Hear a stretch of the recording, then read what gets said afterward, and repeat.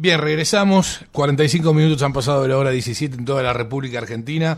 Juanma Morales, 15 minutos para ponerte al tanto, para ponerte al día, para comentarte qué pasa con la economía el día de hoy. No solamente en Argentina, hay algún dato muy interesante que tiene que ver con los Estados Unidos de Norteamérica. Es por eso que a continuación vamos con la agenda económica de este día. Bueno, arrancamos. Antes que nada le quiero mandar un saludo a mi amigo Lucas, que dice que se amarga un poco cuando escucha la columna económica, pero bueno. Lucas, querido. Luquita, ya sabes cómo... No queremos que te pase eso.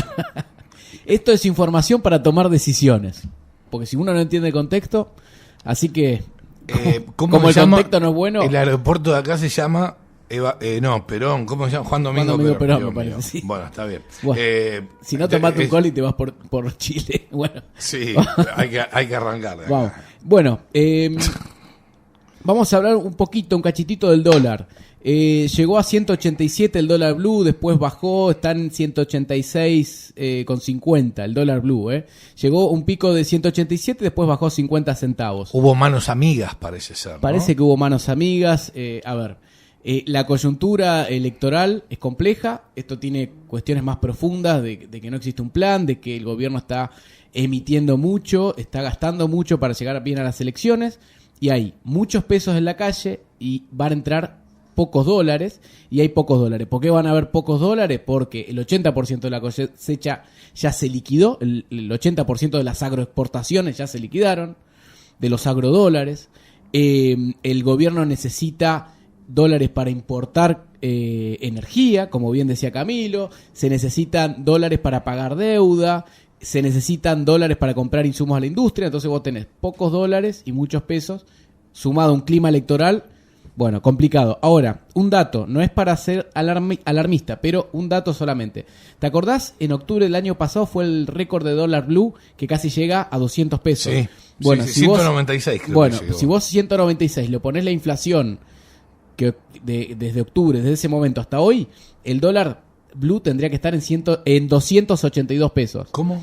Claro, que si vos a ese dólar de casi 200 pesos de octubre le ponés la inflación, el precio del dólar blue debería ser 282 pesos. No digo que vaya a llegar hasta ahí, pero lo que digo es que bueno, si uno compara, ¿no? Claramente va a haber una devaluación. Bueno, es lo que decimos siempre. A ver, el tipo de cambio oficial se va a mover en el año 25% y la inflación se va a mover 50%. El atraso del tipo de cambio, la diferencia entre la dinámica de los precios y la dinámica del dólar oficial no tiene pie ni cabeza. Bueno, pero ya viene atrasado desde el año pasado, Juanmi. Bueno, pero el año pasado, digamos, se iba devaluando el dólar junto con la inflación, más o menos. Esa es una estrategia que se llama crawling peg, que el gobierno va devaluando más o menos a medida que va aconteciendo la inflación, entonces no se pierde competitividad. Pero bueno, a ver, ¿por qué el gobierno no hace eso este año? ¿Por qué no devalúa a medida que se mueven los precios? Porque el gobierno entiende que el dólar funciona como un ancla de la antiinflacionaria. Entonces, el gobierno cree que si el dólar oficial queda quieto, la inflación no continúa. Bueno, a ver, a las claras está, la inflación es un problema del peso, no del dólar. Pero bueno, si algún día lo entienden, seríamos otro país. Matías Culfas salió a cruzar a la calle Pou. No.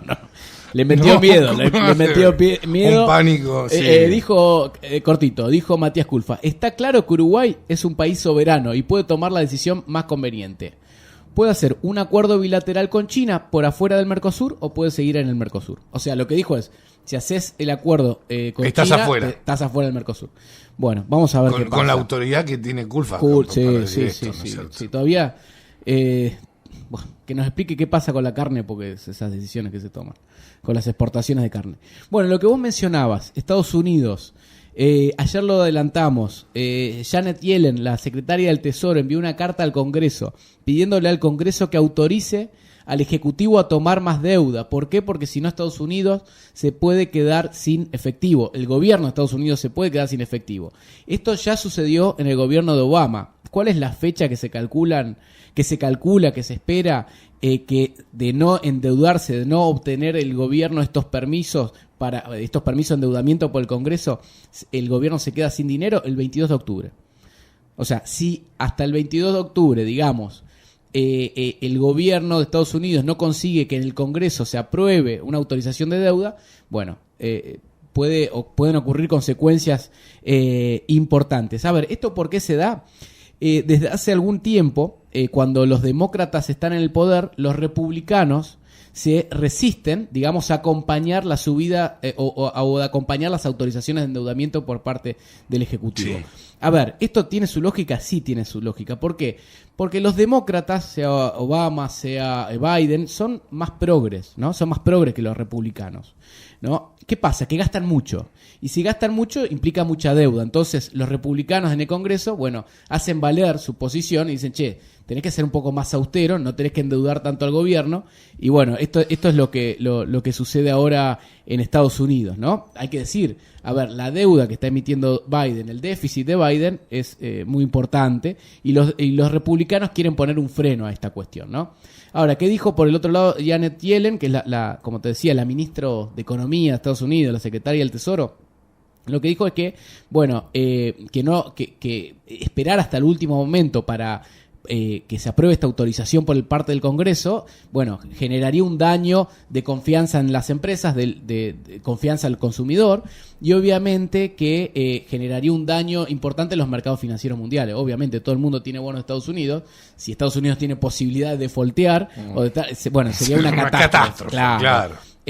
Así que bueno, ahí están, no va a pasar, pero es una manera de los republicanos de poner un freno también al gasto desmedido de Juan Domingo Biden.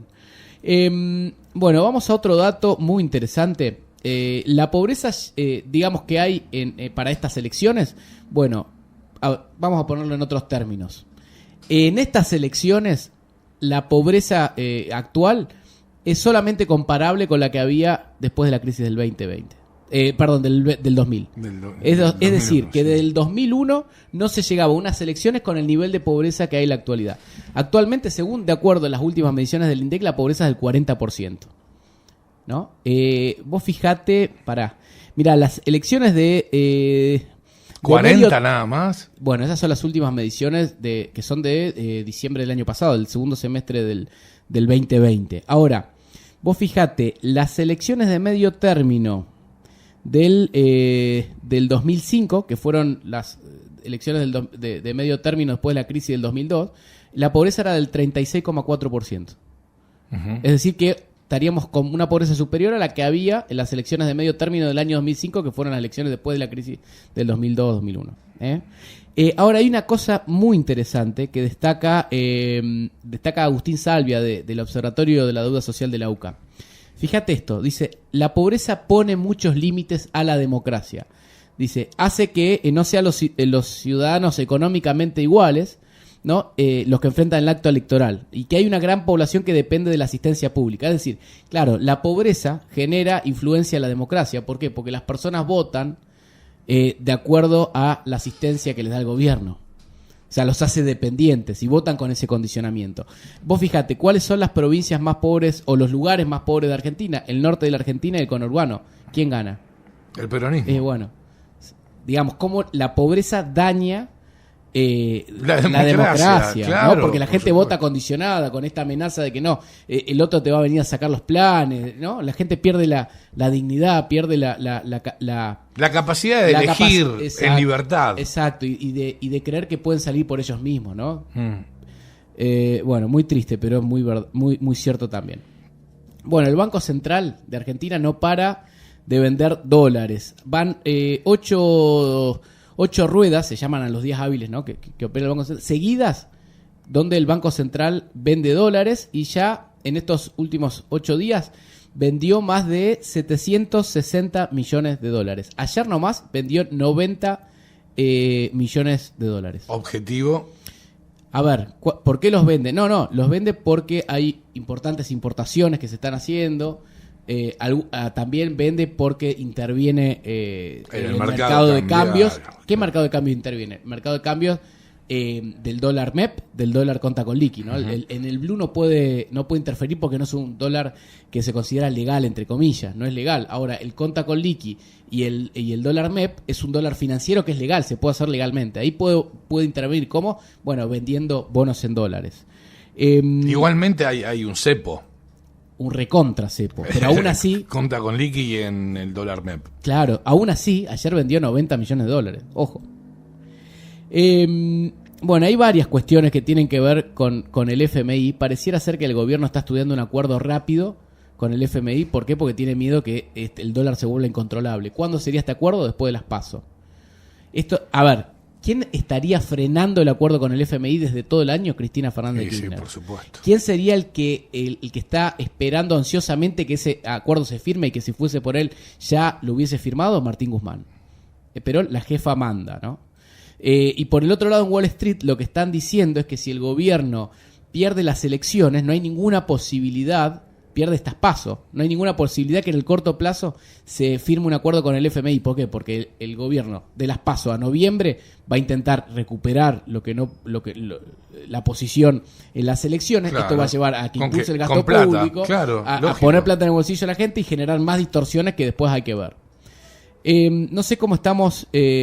Una más. Bueno, Una una más. Emisión del Banco Central. Seguimos, bien. Mira, hace un par de días, el 3 de septiembre, el Banco Central le giró al Tesoro 60.000 millones de pesos. Ya en el año le lleva girado 770.000 millones de pesos. ¿Y esa guita dónde se direcciona? Y va a cubrir déficit fiscal. Bueno, déficit fiscal en su totalidad, y ahora hay una parte de ver qué pasa con los vencimientos de deuda, porque si el Tesoro no logra renovar toda la deuda que se le va venciendo estos meses, va a necesitar emisión monetaria del Banco Central para poder pagar esa deuda. Se queda sin poder hacer el rollover.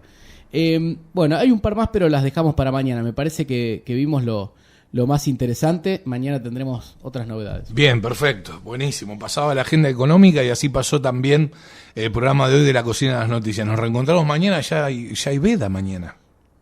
Bueno, vamos Claro. a hablar de... Sí, de deporte. Sí, no sé. Sí, no sé. No, se puede hablar. Sí, obvio. Las noticias van a seguir aconteciendo. Vamos Cosas- a comentar las Claro. noticias, tener cuidado con los comentarios, Exacto.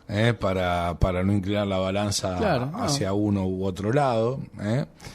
Así que mañana tenemos que ser cuidadosos, Juanmi, por favor.